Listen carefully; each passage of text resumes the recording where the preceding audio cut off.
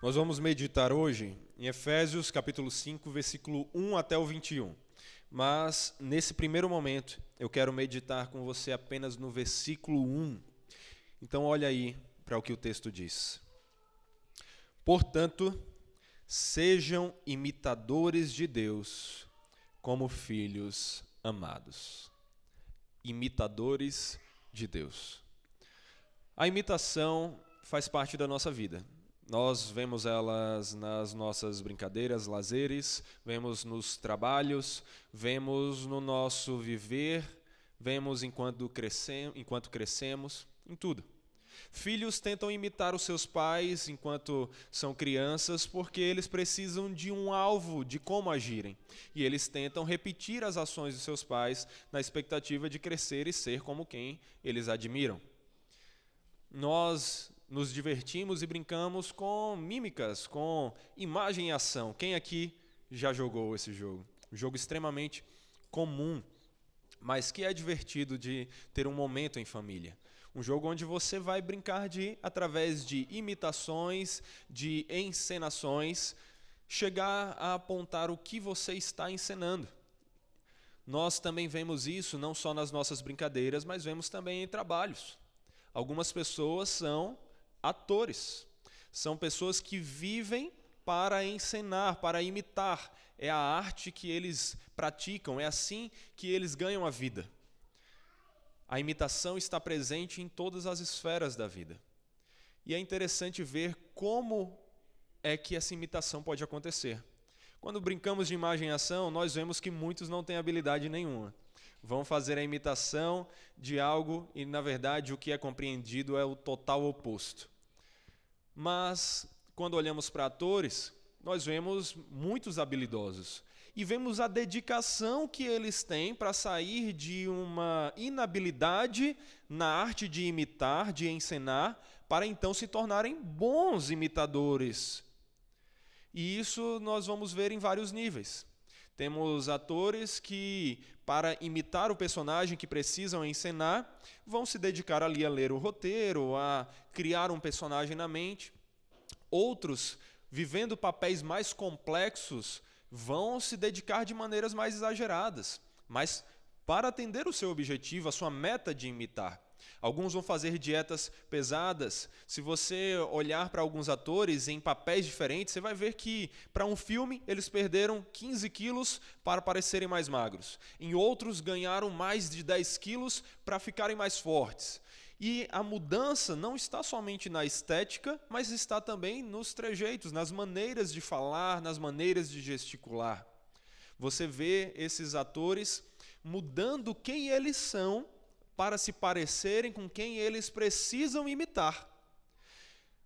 Talvez aqui alguns vão lembrar da história do Heath Ledger, que foi o que fez o papel do Coringa no filme Batman, o Cavaleiro das Trevas. A atuação dele foi uma das mais comemoradas de todos os tempos. E para conseguir alcançar esse feito, teve muita dedicação. Diz que ele passou 6 semanas preso, sozinho, isolado num hotel, tentando estudar o seu personagem, criar vozes, pensar como seria um papel de um coringa, que é, para aqueles que acompanham os quadrinhos de alguma forma, um personagem que é louco. E esse ator então se dedicou a isso, estudou como é que loucos agiam, criou vozes, tudo na expectativa de conseguir se parecer mais. Dizem até que isso foi um dos motivos que o levou a se suicidar depois. O buscar entender e entrar tanto no personagem que ele chegou até mesmo a fazer essa loucura. Outros chegaram a dormir em prisões ou mesmo passar tempo em hospícios para chegar ao seu personagem. Resumindo, nós vemos atores, aqueles que levam a imitação não só como uma brincadeira, mas algo sério, fazerem de tudo, até sacrifícios, para conseguirem imitar corretamente aqueles que eles precisam imitar. Mas e quando nós olhamos para a nossa imitação? Para o nosso dever de imitar a Deus. Não é isso que o texto começa dizendo? Portanto, sejam imitadores de Deus como filhos amados. Como um filho que admira o seu pai e quer ser como ele, nós temos que imitar o nosso pai. Nós temos que tentar agir como ele age. Mas quando nós fazemos isso, nós vamos fazer como quem brinca de imagem e ação, sem compromisso, sem seriedade?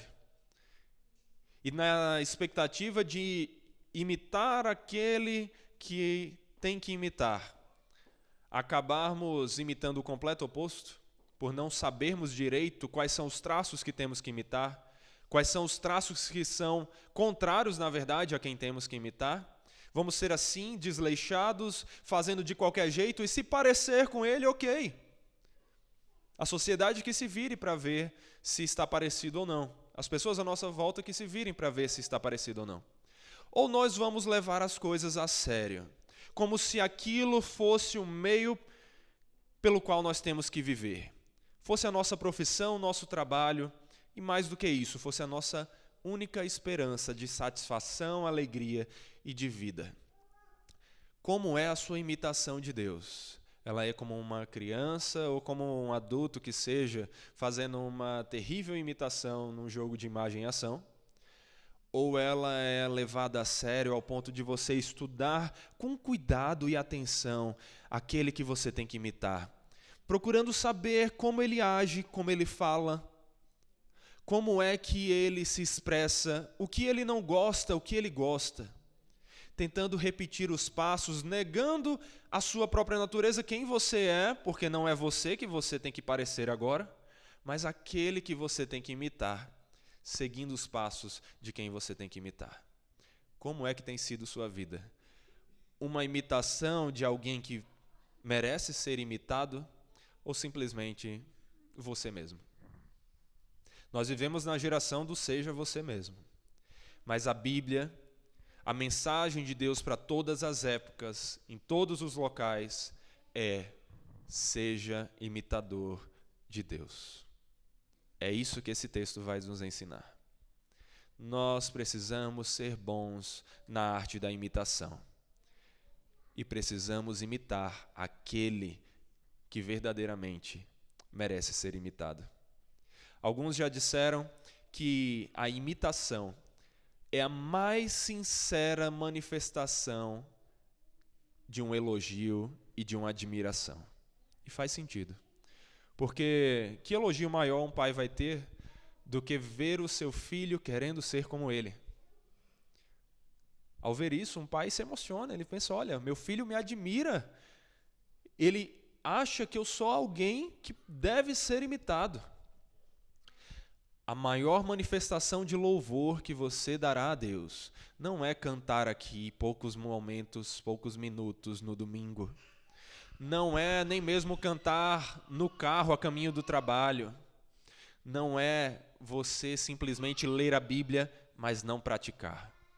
A maior imitação que você pode fazer de Deus é a sua maior forma de louvor a Ele. E aquele que nos mostrou perfeitamente como podemos imitar a Deus é o que é a expressão exata do seu ser, é Cristo Jesus. É por isso que Paulo vai dizer: sede meus imitadores, Paulo falando para nós imitarmos a Ele mesmo. Mas por quê? Como também eu sou de Cristo. O alvo maior da nossa imitação é imitarmos a Cristo. Porque é Ele quem nos mostra como um ser humano, porque Cristo é perfeitamente homem, como um ser humano pode ser um imitador de Deus da maneira correta. Mas você está estudando o seu personagem? Você está buscando saber quem Cristo é? Você está buscando saber como Cristo fala? Nós, como imitadores de Deus, imitadores de Cristo, deveríamos falar da maneira que Cristo fala.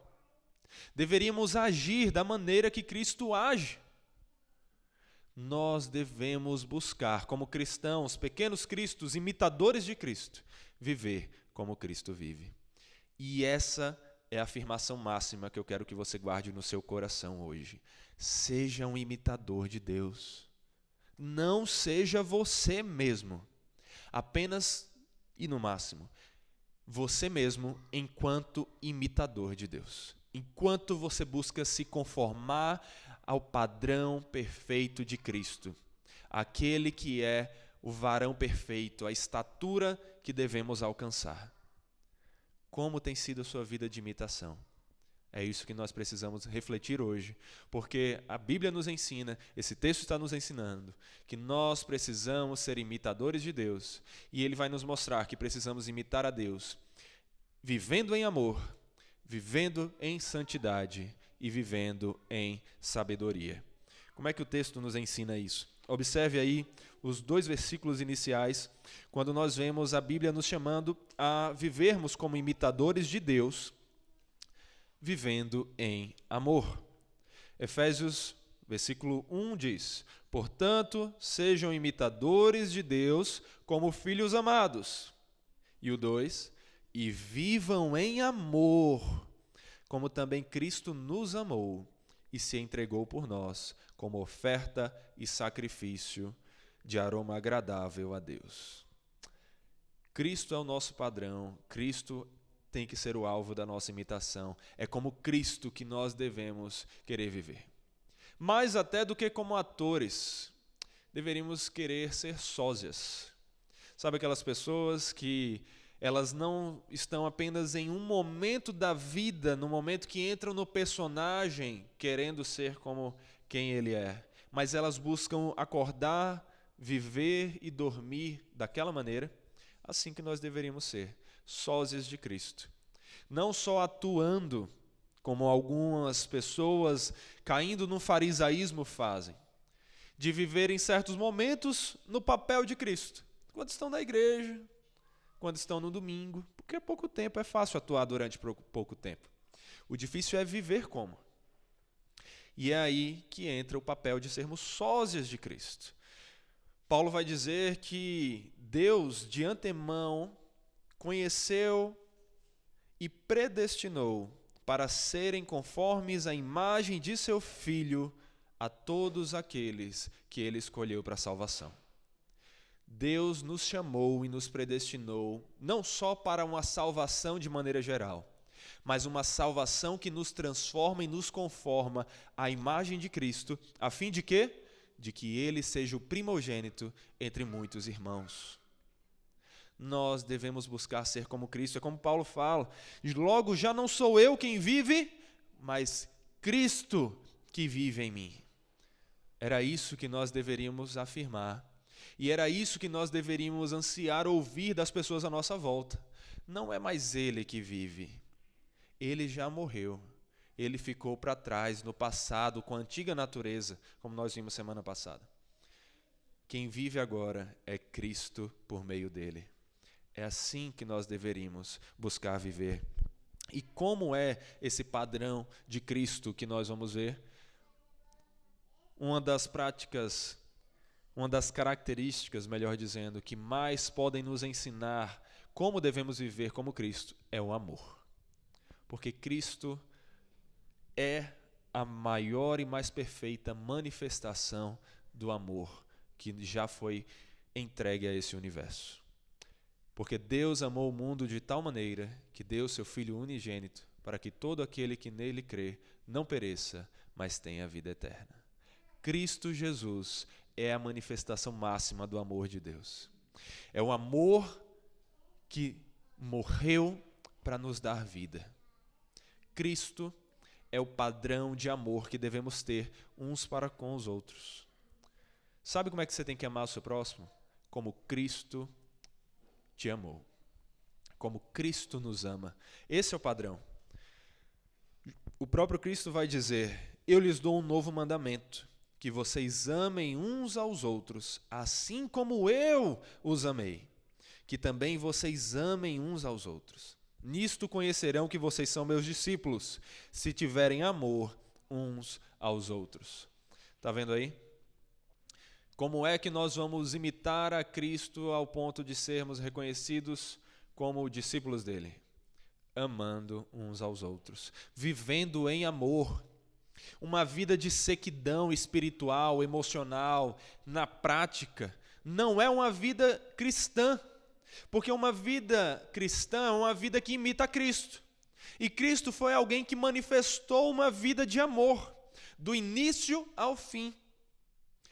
Cristo é o nosso exemplo de vida e é também o nosso exemplo de amor. Nós, como imitadores de Cristo, temos que amar uns aos outros. Mas amar é muito fácil e bonito da boca para fora. Todos conseguem falar, eu te amo. Quer dizer, alguns até isso têm dificuldade.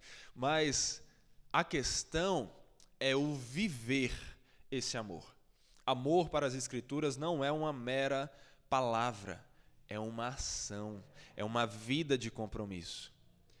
E isso exige esforço. Vão ter pessoas que você vai amar com facilidade. Tem algumas pessoas que são mais agradáveis do que outras. Mas outras pessoas você vai precisar se esforçar para amar. Não importa, você tem que amar. Pense o seguinte, Cristo amou você. Você é alguém fácil de amar? Não, muito menos pelo padrão divino. Você não merecia o amor de Deus. Você é pecador, assim como eu. O que nós merecíamos era a justa condenação pelos nossos pecados. Mas Deus nos amou ao ponto de entregar o seu único filho, perfeito, para nos salvar. Esse é o amor de Deus que temos que imitar. Esse é o amor de Cristo que precisamos imitar. João vai falar em sua epístola: nisto conhecemos o amor, que Cristo deu a sua vida por nós. Portanto, também nós devemos dar a nossa vida pelos irmãos. Às vezes você acha que falar com a pessoa no final do culto já é esforço demais.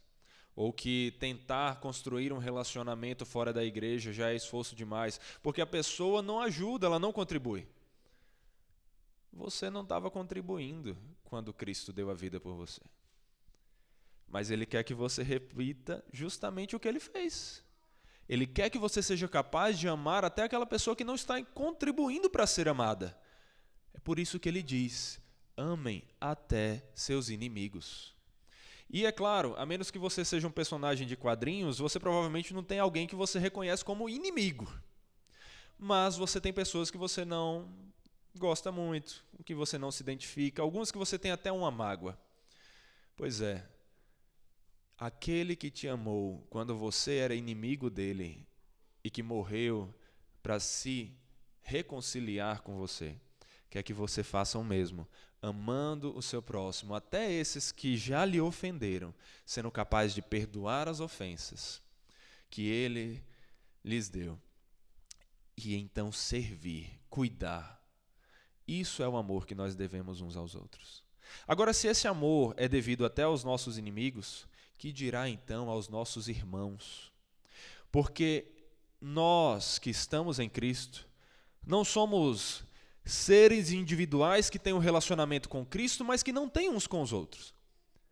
Não é aquele nível de amizade em que João é amigo de Pedro e Pedro é amigo de João. Só que João é amigo também de Paulo, mas Paulo e Pedro não têm amizade. Não é assim. Todos têm que estar conectados. É assim a igreja. No nosso caso, não adianta somente sermos amigos de Cristo. Para sermos amigos de Cristo, Ele quer que sejamos amigos dos seus amigos. Para sermos parte do corpo de Cristo, precisamos estar ligados aos outros membros desse corpo. E é por isso que temos que viver em amor, amando uns aos outros. Como é que você faz isso? Que formas práticas você pode fazer isso? De várias. Primeiro, pense o seguinte: como você gostaria de ser amado? Como você se sentiria amado ou amada pelas pessoas à sua volta? Como seria isso? Seria com perguntar como é que foi sua semana? Seria com ligar durante a semana para saber como você está? Aparecer na sua casa, levar um lanchinho? Se preocupar com o que está acontecendo na sua vida? Lhe dar um presente simples? O que é que você gostaria de receber como prova de amor? Se você ainda não sabe qual é a prova de amor que você pode dar ao próximo, comece dando aquilo que você gostaria de receber. Como você reage e vive em um relacionamento com as pessoas com que você se sente amado, que você ama? Geralmente, um bom relacionamento de amor é um relacionamento onde conversamos bastante com as pessoas, com quem conseguimos compartilhar das nossas lutas e alegrias. Você tem que amar os seus irmãos aqui. Você tem que amar o próximo. Então você precisa construir esse tipo de relacionamento. Como é que você vai fazer isso? Começando com o oi, tudo bem? Conversando, sabendo como é que a pessoa está, procurando saber onde ela vive, o que ela gosta, que passatempos ela tem, procurando coisas em comum, procurando amar. É claro que você vai ter pessoas com quem você vai ter mais intimidade. O próprio Cristo, que amou o mundo, ou seja, o mundo ali como representante de todos aqueles que têm fé nele, ou seja, amou todos aqueles que creriam nele. Cristo, que amou o mundo a esse ponto, ele tinha os seus discípulos, ele tinha os 12, ele tinha Pedro, Tiago e João, e ele tinha João, o discípulo amado. Ou seja, Cristo, que é a manifestação perfeita de amor, tinha os seus preferidos, tinha aqueles mais chegados. Você também pode ter. É claro que você vai ter mais facilidade de conversar com algumas pessoas da sua família do que outras, com algumas pessoas da igreja do que outras. Você vai encontrar coisas em comum a mais. Mas o que você não pode é deixar de amar os outros. O que você não pode é ser passivo e não estar nem aí em se preocupar com o amor aos outros. Famílias que têm muitos irmãos sabem o que é isso. Você vai ter aquele irmão com quem você tem mais intimidade, mas isso não significa que você pode deixar de amar o restante. Você precisa amar todos os seus irmãos, porque você precisa ser um imitador de Deus, um imitador de Cristo. Como é que você imita Cristo? É amando uns aos outros. Para que nós sejamos uma igreja cheia de amor, uma igreja que imita a Deus, nós precisamos amar uns aos outros. Só que isso não é algo que nós vamos conseguir ter o sucesso de fazer sozinhos. Só vamos fazer pela capacitação do Senhor. Então ore, peça a Ele e confie nele como a fonte do amor que vai tirar o seu coração seco daquele lugar que está para lhe capacitar a amar o próximo. Mas lembre também, isso é algo que nós temos que fazer juntos. Um amor que contagia. Nós precisamos amar, não sozinhos, mas juntos. Vamos fazer isso, igreja. Que nós aqui comecemos a amar mais uns aos outros, nos importando mais uns com os outros, sabendo mais o que as pessoas à nossa volta estão passando, lutando junto com elas, tentando viver junto com elas. É claro que temos a nossa agenda, temos a nossa correria, eles também têm. Mas dentro disso, nós precisamos achar tempo para pessoas. Nós não vivemos para bater ponto, nós não vivemos só para trabalhar, nós vivemos para amar a Deus acima de todas as coisas e ao próximo como a nós mesmos. Comecem a criar bons relacionamentos ali, nos momentos de confraternização. Mas não só ali, durante a semana também. Liguem uns para os outros, sejam receptivos ao atender uns aos outros. Marquem coisas entre si, tenham momentos de comunhão. Busquem estar juntos. É claro que todo dia, provavelmente ninguém aqui vai conseguir. Mas marque coisa, uma semana sim, outra não, uma vez no mês, busque estar envolvido. É assim que nós amamos, porque nós temos que ser imitadores de Deus, vivendo em amor. Nós temos também, segundo o texto, que sermos imitadores de Deus, vivendo em santidade. Versículo 3 até o 14 vai nos falar isso. Observe o seguinte, versículo 3 vai falar que a imoralidade sexual e toda impureza ou avareza não sejam sequer mencionadas entre vocês, como convém aos santos. Aqui nós vemos a introdução do assunto santidade, que vai ser abordado em todos esses versículos, do 3 ao 14. Mas eu quero lhe lembrar de outro texto antes de a gente analisar com calma cada um desses versículos do nosso texto de hoje. Eu quero lhe lembrar de Levítico, quando está escrito: Eu sou o Senhor, o Deus de vocês. Portanto, consagrem-se e sejam santos, porque eu sou santo. Deus não disse apenas seja meu imitador. Ele disse, seja meu imitador vivendo em amor. E ele disse, seja meu imitador vivendo em santidade. Deus disse para nós, sejam meus imitadores, vivendo em santidade, porque eu sou santo. Nós temos que ser santos como Deus é santo. Vamos conseguir chegar ao grau de santidade de Deus? Não sozinhos. Nessa vida, com certeza não. O Senhor vai nos santificar. Um dia nós nos veremos livres de todo o pecado e viveremos em santidade com o Senhor. Mas esse é o nosso alvo. Esse é o nosso trabalho, esse é o nosso dever. Como um ator ou mesmo como um sósia que tem aquele dever de buscar parecer com seu personagem. E ele vai se esforçar para isso, apesar de não conseguir ficar 100% igual, mas nunca parando e dizendo agora tá bom, mas continuando nessa busca por cada dia estar mais parecido. Semelhantemente, nós temos que buscar viver em amor e em santidade, imitando a Deus, cada dia um pouco mais do que no dia anterior. Você não vai viver uma santidade perfeita, mas você precisa crescer em santidade, buscando cada dia assimilar, prestar mais atenção nos traços, na imitação que você está fazendo de Deus, com relação ao amor, com relação à santidade, em todos os pontos, mas buscando se santificar um pouco mais. É o que nós aprendemos também semana passada. O deixar para trás a antiga natureza, se revestir da nova, e também uma nova natureza, um novo caráter que está repleto de novas práticas e novos hábitos. Por isso que nós precisamos viver em santidade, é o que Deus diz. Jesus fala, portanto, sejam perfeitos como perfeito é o Pai de vocês que está nos céus. Isso não é um padrão que a igreja coloca, é o padrão que Deus institui. Você não é bom o suficiente. Isso não anulou, isso não impediu o próprio Senhor de dar o seu Filho por amor a você. O que mostra a graça e a misericórdia de Deus e o seu amor incondicional por nós. E você deve ser grato por isso. Mais ainda, porque não foi algo que você mereceu. Mas você tem que guardar essa verdade. Não é de que você não é amado, você é, mas de que você não é bom o suficiente. Enquanto igrejas estão por aí dizendo que você é maravilhoso, uma igreja que vai viver segundo a palavra vai dizer, você não é bom o suficiente. Não é bom o suficiente. Você tinha que ser perfeito. Deus não aceita 7, é só 10. Você não é nem 7. Eu não sou. Nenhum de nós aqui é.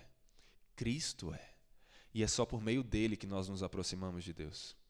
E isso deve fazer com que você seja mais grato ao Senhor, com que você descanse mais no Senhor, porque você não tem o peso de conquistar para si a salvação. Essa santidade que é dita aqui, não é uma santidade que você pode conquistar por si, é que Cristo conquistou para você. Cristo fez com que você fosse considerado santo e perfeito aos olhos de Deus. E se você não é bom o suficiente sozinho com Cristo, você é tudo o que precisava ser para o Senhor. Mas uma vez que você está em Cristo, nada mais natural do que desejar, buscar, lutar, ser mais parecido com Ele.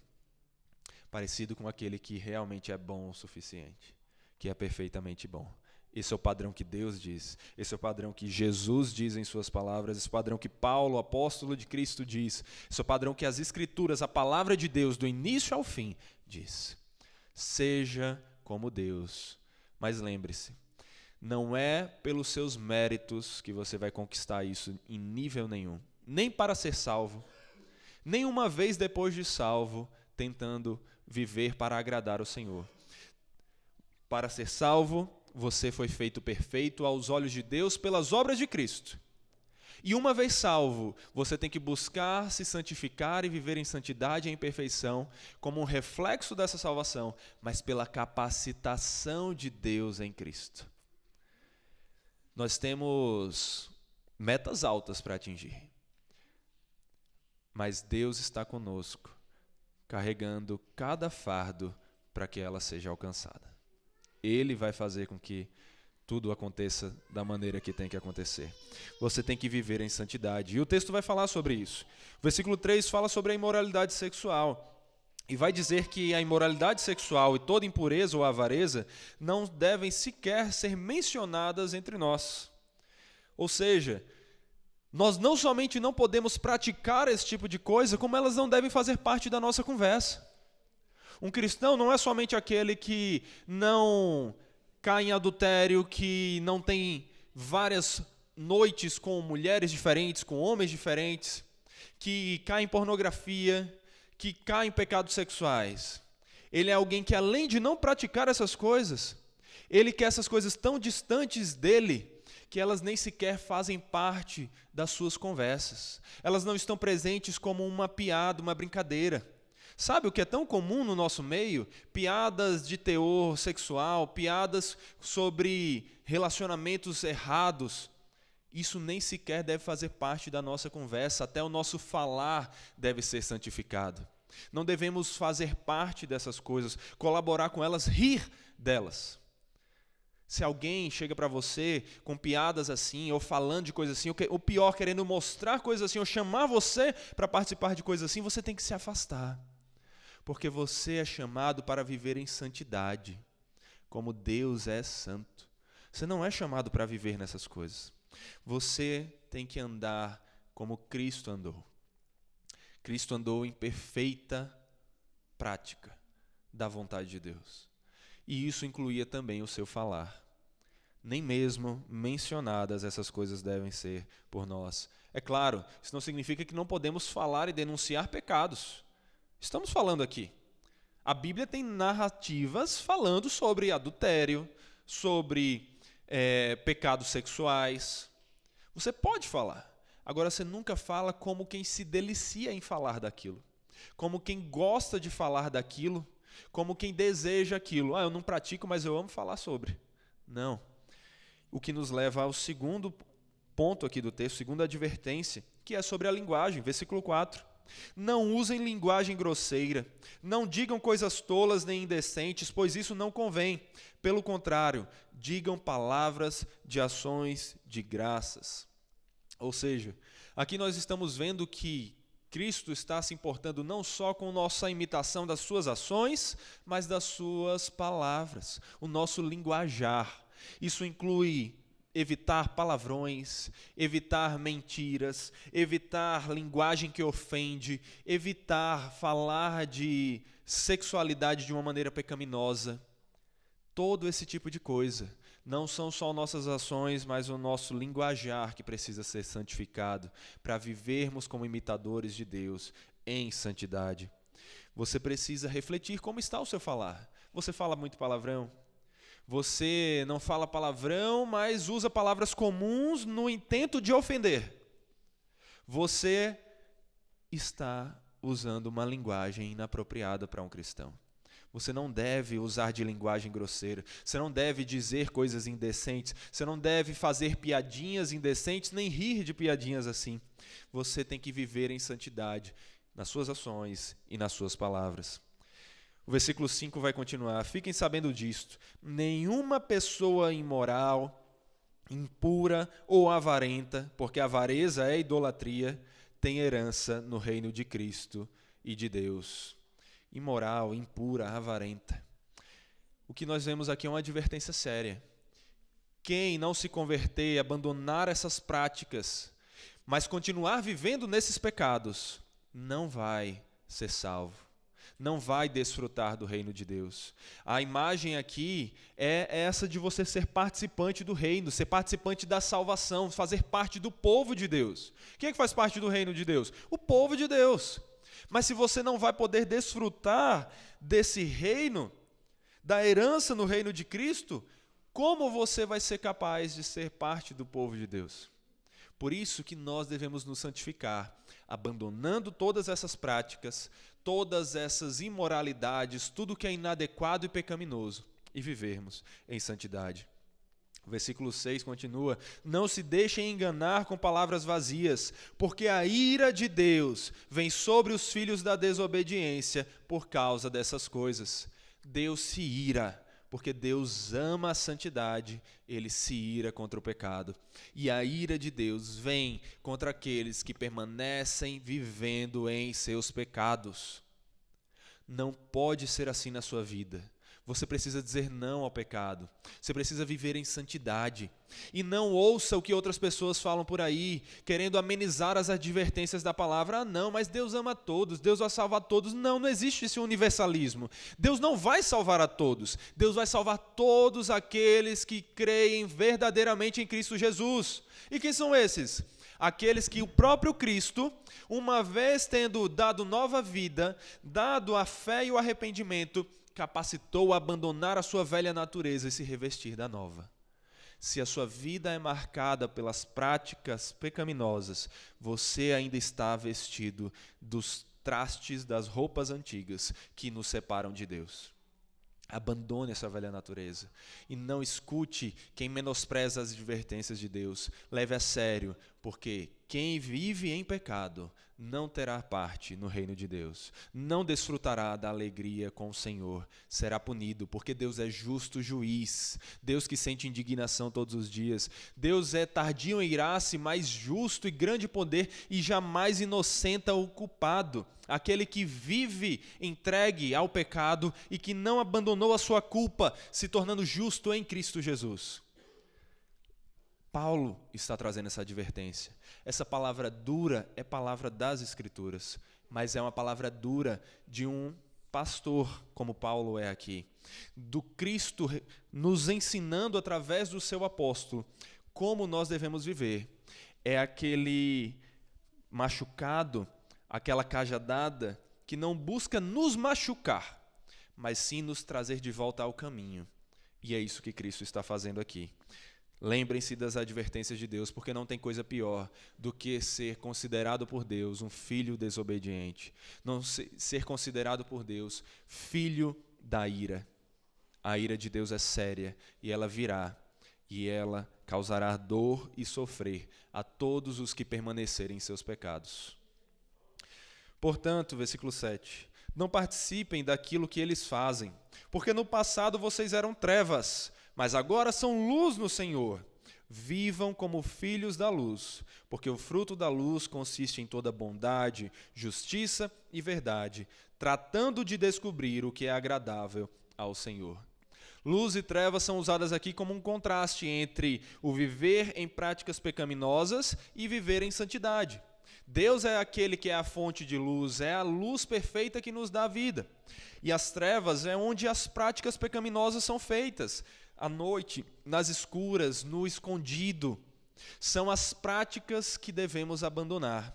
A luz e trevas aqui, então, estão sendo usadas como símbolos para dizer: abandone as trevas, abandone o pecado e venha para a luz, venha viver em santidade, em pureza com o Senhor. Viva em santidade. E nós que já vivemos em trevas, que já passamos dessa época vivendo em trevas, não podemos mais nos voltar para ela. Agora temos que voltar para a luz e viver na luz. É isso que o texto está dizendo. Não voltem a viver nas mesmas práticas que vocês já viveram. Não vivam como aqueles que não têm a Cristo, que não creem em Deus. Abandonem essas vidas e vivam diante do Senhor em santidade. Ele diz que vocês nem sequer devem ser participantes desses momentos, desses ambientes, desses locais. Portanto, não participem daquilo que eles fazem. Você não deve participar dessas práticas. Isso é claro que não é uma questão de você virar um monge e se esconder dentro de um monastério para viver em santidade. Até porque pecado está em todos os locais. Isso não é uma questão de que você só pode trabalhar na igreja de crente, seu funcionário tem que ser crente, todo mundo tem que ser crente. Não, também não é isso. A questão é o seguinte, é que quando você está no trabalho, você trabalha para a glória de Deus servindo ao próximo.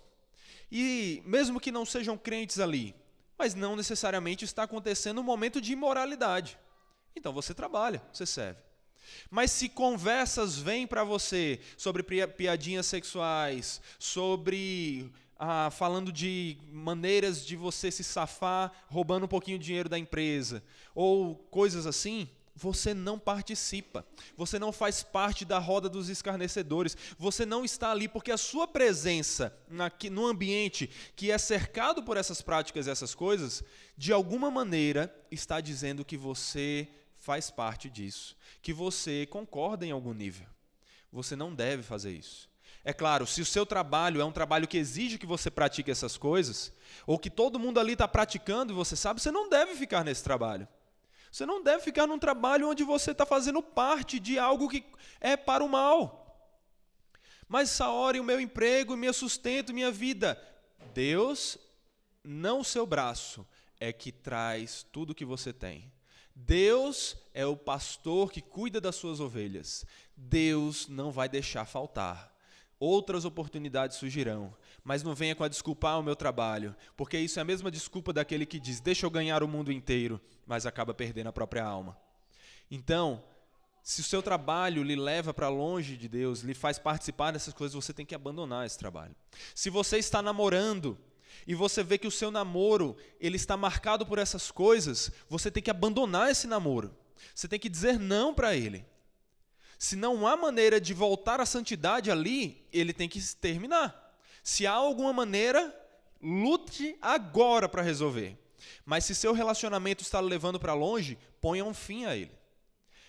Se o seu relacionamento está lhe fazendo participar de práticas erradas, corrija, ponha ao fim se é possível.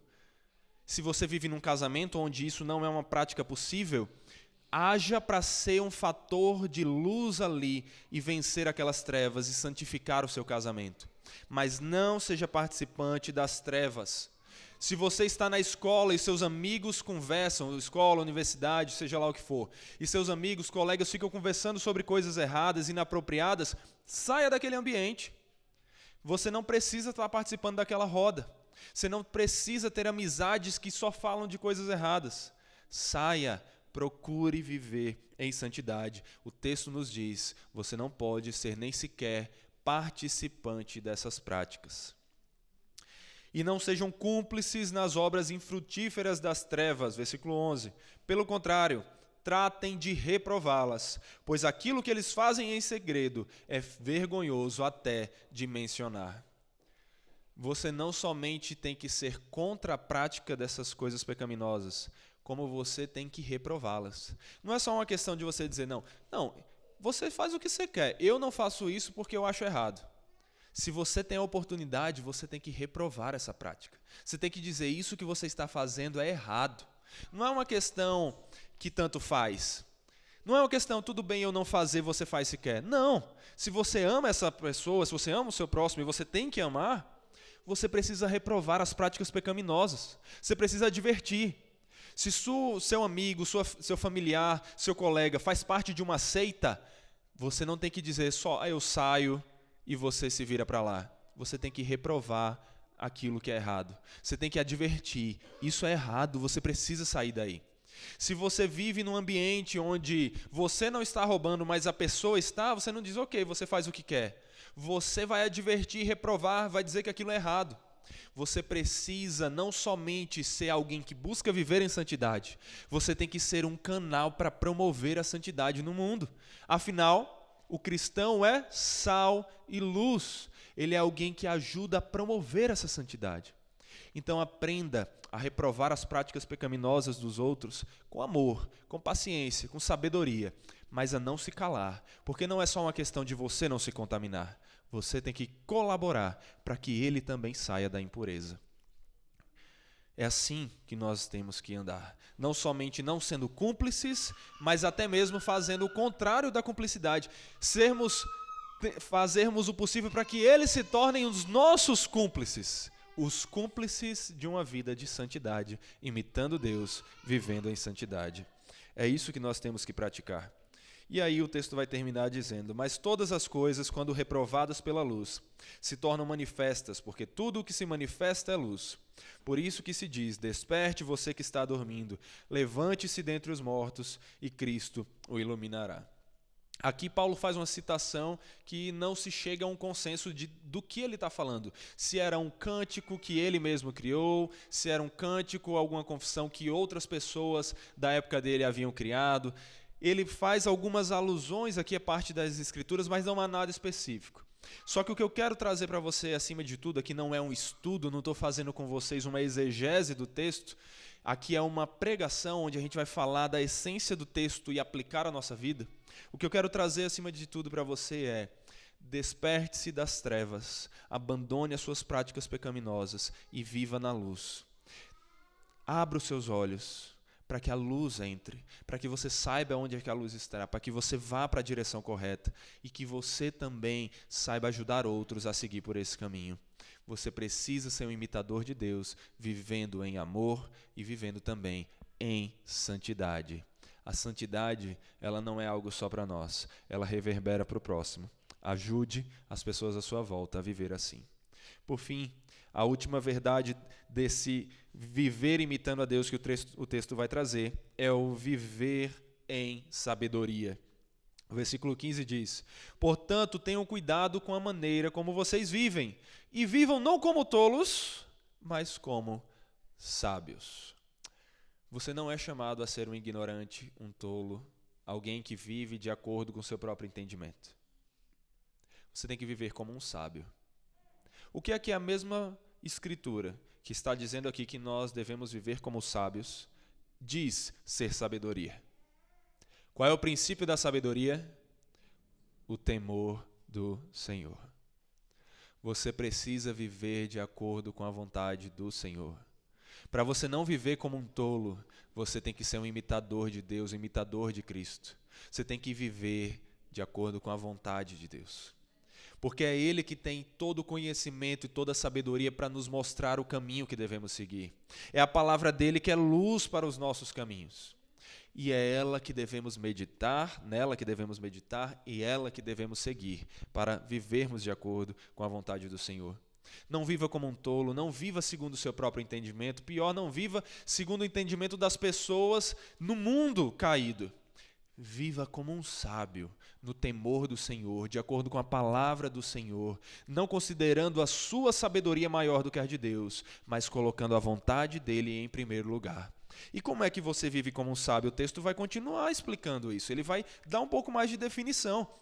Ele vai dizer: aproveitando bem o tempo, porque os dias são maus. Sabe uma das maiores provas de sabedoria? É você não desperdiçar o recurso mais precioso que você tem, o tempo. Você saber cuidar do seu tempo, o tempo que Deus lhe deu, a sua vida. Porque o que é o tempo, no final das contas? O tempo para você é a sua vida. Quando seu tempo acabar, é porque sua vida acabou. Sabe como é que você vive como um sábio? Aproveitando bem a sua vida. Aproveitando bem o seu tempo, não desperdiçando. Os tolos vivem desperdiçando tempo. Eles acordam sem planejamento, fazem o que dá na telha e o que eles mais querem, aquilo que dá prazer, termina o dia sem hora para descansar, quando vê, pronto, já foi, fez o que deu, não fez aquilo que era mais importante. O sábio não. O sábio cuida daquilo que é mais relevante, mais importante. Ele sabe que os dias são maus, que se nós nos deixarmos levar pelas coisas do dia, sem planejamento, sem a sabedoria do temor do Senhor, nós vamos viver longe do Senhor. Nós vamos fazer tudo e esquecer: não deu tempo de ler a Bíblia hoje, não deu tempo de orar, não deu tempo de louvar, não deu tempo de fazer nada que é mais importante. Porque esse é o natural da vida. Mas quando você prioriza o temor do Senhor e vive como um sábio, você prioriza aquilo que é mais importante e você aproveita bem o seu tempo, cuidando daquele recurso que é o mais importante para você. Uma vez eu li em algum livro, já não lembro mais, esse é um assunto que eu gosto muito, produtividade, organização do tempo. Então, gosto bastante de falar disso, mas já não sei mais as fontes, está tudo misturado ali em algum dos livros. Mas eu ouvi que o tempo deveria ser tratado muito semelhante ao dinheiro em alguns aspectos. Para o seu dinheiro, como é que você faz? Se você tem alguma organização com ele, você tem um orçamento. Você sabe quanto entra e quanto sai, para fazer o possível para que não saia mais do que entra, certo? O tempo deveria ser administrado assim. Você deveria ter um orçamento do tempo. Você deveria saber quanto é que entra, entre aspas, quanto você tem disponível. As 24 horas que todos têm. Mas como é que está saindo? Como é que você está gastando? Porque algumas pessoas vão receber 24 mil reais e vão torrar, não vai dar para nada. Outras pessoas vão receber esses mesmos 24 mil reais e vão aproveitar de uma maneira que ele vai se multiplicar. Você talvez não tenha 24 mil reais, eu não tenho. Mas o que você tem e o que eu tenho são 24 horas no seu dia. As mesmas 24 horas, inclusive que aquele que faz 24 mil reais no mês. A questão é como você está administrando esse tempo. Como é que estão sendo as suas saídas? Como está sendo a sua administração? Você quer viver como sábio? Cuide do seu tempo. Saiba priorizar as coisas. Organize sua vida. Faça um orçamento do tempo, uma rotina. Metas. Organize sua vida para você saber. Olha, eu quero ler a Bíblia todos os dias, pelo menos 15 minutinhos, meia hora. Eu quero orar mais uns 15 minutos, meia hora. Eu vou organizar, olha aqui, então dá 1 hora mais ou menos. Eu vou organizar essa 1 hora, vai ser a minha hora mais preciosa do dia. O dia acaba só quando eu cumprir isso daqui. Isso aqui é o mais essencial. Eu vou colocar isso, eu vou me organizar para isso. O que mais que é importante? Cuidar da família. Eu não vou deixar minha família de lado. Eu vou ter tempo para a família. O que mais que é importante? Trabalho. Temos que prover, temos que cuidar, precisamos de sustento. Vou organizar aqui meu tempo de trabalho. O que é importante? Descanso. Você não foi feito para trabalhar feito uma máquina. Você foi feito para ter descanso também.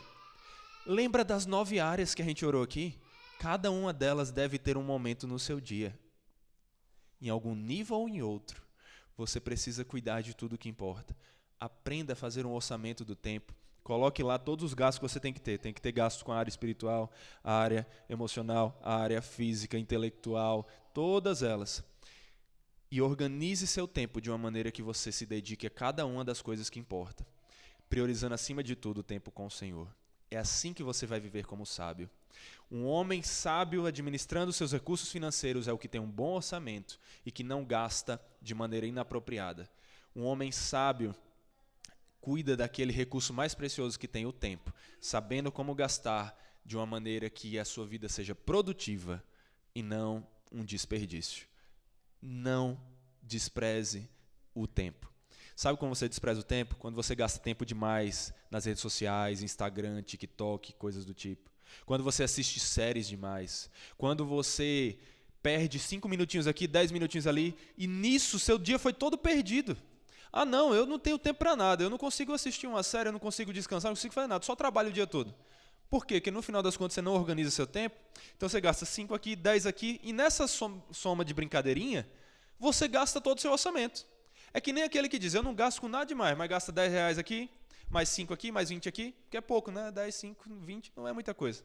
Mas quando você soma, foi muito, foi tudo. Você desperdiça seu tempo assim.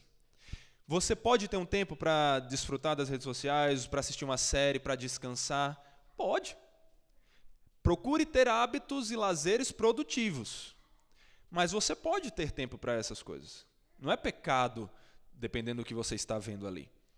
Mas a questão é, você precisa organizar para você ter o seu tempo do lazer, o tempo do trabalho, o tempo de cada coisa. Assim você pode desfrutar sem culpa. O que é errado? Aquele que dorme demais, né? O cara que dorme 13, 14 horas no dia. Nem sei se alguém aqui consegue uma façanha dessa, mas o cara que dorme demais, ele está errado, ele está sendo preguiçoso. Mas o que dorme de menos está errado também, porque está sendo arrogante. Sabe por quê? Ele está dizendo para Deus, o Senhor me fez para descansar, mas eu não preciso. Só Deus não precisa de descanso, você precisa. Você precisa ter o tempo de descansar. E como você desfruta do descanso sem culpa, pessoal? Como é que você desfruta do descanso sem culpa? Você tendo o tempo adequado para isso. É que nem o orçamento. Como é que você desfruta de um dia para poder comer uma pizza sem culpa? Você tendo um orçamento, tudo que é importante está resolvido, e você tem ali, esse é o orçamento do lazer, é o orçamento da pizza, é o orçamento do que você quiser. Organize seu tempo assim. Eu bato bastante nessa tecla, enfatizei bastante isso aqui, porque eu vejo que é um dos maiores problemas da nossa atualidade. As pessoas desperdiçarem o tempo e depois dizerem que são ocupadas demais. A maior parte das pessoas que dizem que trabalham muito, que são ocupadas demais, na verdade é porque não administram bem o tempo que têm. É que nem o cara que diz que não tem dinheiro para nada. Não é só porque ele não ganha tanto assim. É uma questão, muitas vezes, a maioria das vezes, que ele gasta da maneira errada. Então, quer ser sábio? Administre seu tempo para a glória de Deus. Priorize Deus. E aí ele vai dizer no versículo 17, continuando, caminhando para o fim já. Por esta razão, não sejam insensatos, mas procurem compreender qual é a vontade do Senhor. Na administração do tempo, no viver, no imitar a Deus, precisamos ser sábios, não insensatos. Precisamos ser sábios, buscando saber o que é a vontade de Deus. Procure saber o que é a vontade de Deus. Onde você vai saber isso? Na palavra. A gente sempre vai por meio dela e volta para ela, porque é ela que é a fonte. É nela que você vai conhecer a Deus, é nela que você vai ter um relacionamento com Deus. Você quer ter um relacionamento com Deus, mas não tem tempo com palavra, oração, com outras coisas. Como é que você vai ter? Porque Deus não senta do seu lado para tomar café. Deus tem um relacionamento com você através das práticas devocionais, foi o meio que Ele instituiu. Então você precisa orar, você precisa ler a Bíblia, você precisa de louvor, você precisa de comunhão. Quer ouvir Deus? Ouça na palavra.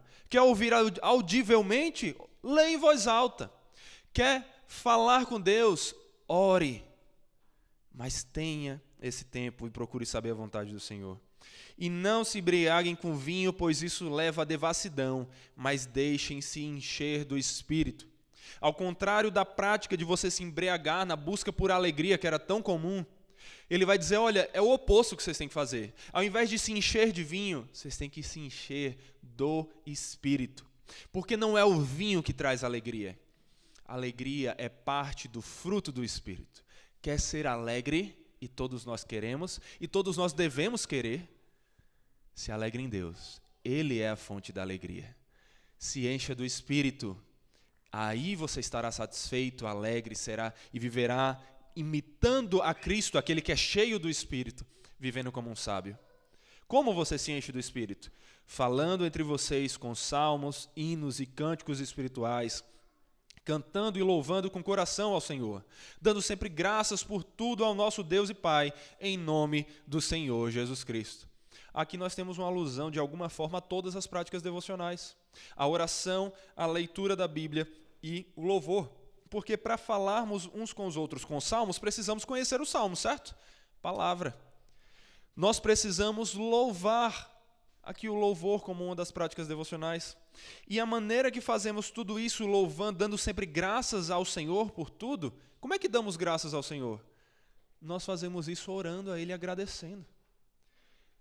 Práticas devocionais, o louvor, a meditação na palavra, a oração, são a maneira pela qual nós nos enchemos do Espírito. Quer ser cheio do Espírito? É assim que você vai conseguir. Vivendo em comunhão.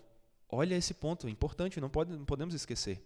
Ele não fala, leia, fale sozinho, salmos, hinos e cânticos espirituais, cante sozinho, louve de coração no seu quarto, no seu devocional. Não, ele não quer que você faça só seu devocional só. Ele quer que você esteja em comunhão, é plural. É na comunhão com os irmãos que nós temos que valorizar que nós crescemos. Eu preciso de vocês para crescer. Vocês precisam de mim para crescer em algum nível. Todos nós precisamos uns dos outros. Porque Cristo usa os membros que Ele trouxe para o seu corpo para edificarem uns aos outros. A bem da verdade, é claro que quem precisamos mesmo e unicamente é Deus, é Cristo.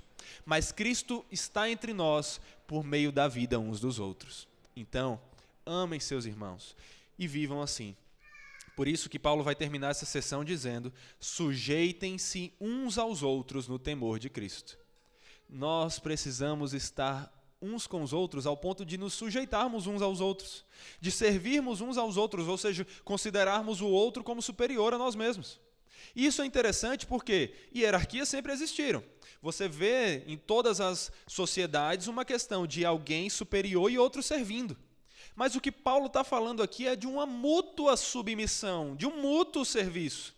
E ele vai destrinchar isso, expandir isso nas próximas sessões que nós vamos ver nos próximos sermões. Falando como é a mútua submissão no casamento, como é a mútua submissão na paternidade, como é a mútua submissão na profissão, como é que nós nos submetemos uns aos outros. A mulher se submete ao marido, o marido se submete à esposa, o pai se submete ao filho, o filho ao pai, o patrão ao seu funcionário, o funcionário ao seu patrão. Tudo isso, nós temos que viver tão juntos uns dos outros ao ponto de considerarmos os outros superiores a nós mesmos e servirmos uns aos outros. Nós nos submetemos servindo uns aos outros. E é por isso que eu encerro aqui dizendo: sejam imitadores de Deus, vivendo em amor, em santidade e em sabedoria, para a glória dele. Lembrem-se do que falamos aqui. Não saiam daqui e comecem a falar sobre outras coisas qualquer e durante a semana esqueçam. Meditem, se for necessário, assistam a pregação durante a semana de novo, mas não esqueçam a palavra, sejam alimentados por ela e vivam em conformidade com ela.